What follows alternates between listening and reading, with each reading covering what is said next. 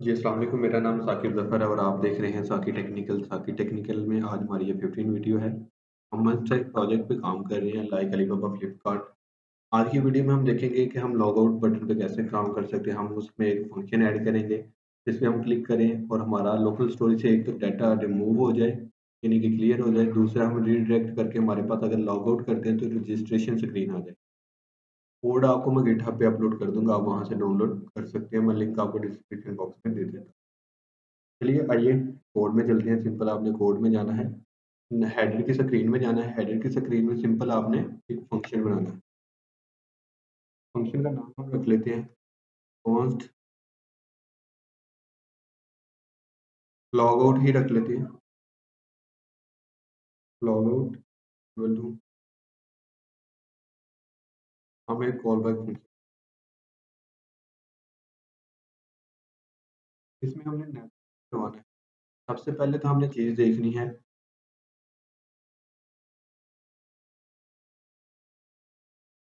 कि हमने local storage से डाटा क्लियर करवाना है। जैसे ही हम लॉग आउट पे क्लिक करते हैं तो लोकल स्टोरेज डॉट क्लियर, हमने इधर फंक्शन ऐड कर दिया। फंक्शन ऐड करते ही सिंपल हमने रीडायरेक्ट किस पे करवाना है, रजिस्टर स्क्रीन पे। तो रीडायरेक्ट करवाने के लिए हम यूज नेविगेटर हुक का इस्तेमाल करते हैं। आपने redirect equal to use navigate hook,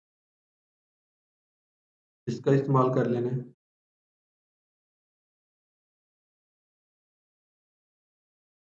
और सिंपल आपने इसको रीडायरेक्ट करवा देना है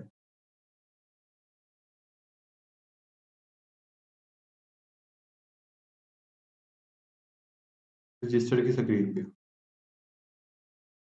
अगर मैं लॉग आउट पे क्लिक करता हूँ तो मेरे पास रजिस्टर की स्क्रीन शो हो जाए। अब हम नीचे आते हैं इस लाइन पे जहाँ हमने लॉग आउट और रजिस्ट्रेशन की स्क्रीन रखी हुई है। तो सिंपल लिंक के अंदर हम ऑन क्लिक लगा देते हैं। ऑन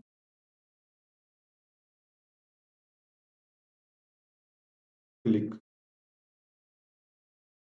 और इसके अंदर हम लिख लेते हैं log out,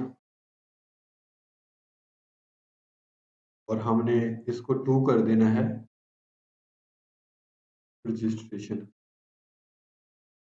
register screen. Simple आपने रजिस्टर करना है। अब हम थोड़ा सा स्टडी कर लेते हैं। हमारे पास लोकल स्टोरेज क्या होती है। लोकल स्टोरेज में कल की वीडियो में हमने देखा था कि हमारे पास इसमें दो चीज़ें आ रही थी। एक तो हमने गेट आइटम किया था, सेट आइटम किया था, और इसके बाद रिमूव आइटम। हम सिंगल आइटम को करते हैं तो रिमूव आइटम करते हैं। अदरवाइज हमने लोकल स्टोरेज को क्लियर करना है तो लोकल स्टोरेज डॉट क्लियर कर लेते हैं। तो मैं सिंपल इधर एक यूज़र ऐड करता हूँ, मैं इंस्पेक्ट कर लेता हूँ। इंस्पेक्ट करने के बाद आपने एप्लीकेशन में जाना है। एप्लीकेशन में लोकल स्टोरेज में जाना है, जो लेफ्ट साइड पे नीचे आ रहा है वहाँ क्लिक कर लेना है। सिंपल आपने इधर लिख लेना है अहमद, और नीचे आपने कर लेना है इसको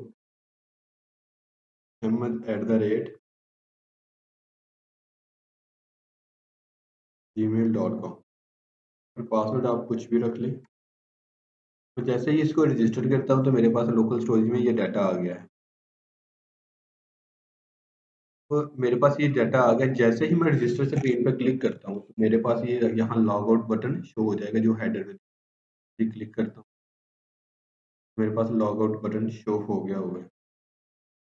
मैं अब इसको रिफ्रेश करता हूँ तो मेरे पास ये लॉग आउट की स्क्रीन शो हो गई है। अब देखते हैं कि इसको थोड़ा-सा मज़ीद आइडेंटिफ़ाई करके हम क्या कर सकते हैं। अब जिस तरह के मेरे पास ये रजिस्टर स्क्रीन है, मेरे पास नीचे ये सारा डाटा शो हो रहा है। अब मैं रजिस्टर पे क्लिक करता हूँ, मेरे पास ये लॉग आउट बटन शो हो गया। जैसे ही मैं लॉग आउट पे क्लिक करूँगा तो मेरे पास ये सारा का सारा डाटा रिमूव हो जाएगा और वहाँ मेरे पास रजिस्टर जाएगी। क्योंकि हमने पीछे फंक्शन में लिखा हुआ है कि लोकल स्टोरेज डॉट क्लियर, और फंक्शन लिखा हुआ था। हम जैसे ही रजिस्टर पे क्लिक करते हैं, मेरे पास ये रजिस्टर स्क्रीन आ गई है और मेरा जो लोकल स्टोरेज वाला डाटा था, ये रिमूव हो चुका है। आने वाली वीडियो में हम मज़ीद प्रोजेक्ट के रिलेटेड वीडियो बनाएँगे और मज़ीद इसमें डीपली जो है लर्निंग करेंगे। अगर आपका कोई क्वेश्चन है तो आप नीचे कमेंट बॉक्स में मुझे बता सकते हैं। Thanks for watching. इंशाल्लाह मिलते हैं नेक्स्ट वीडियो में। तब तक के लिए अल्लाह।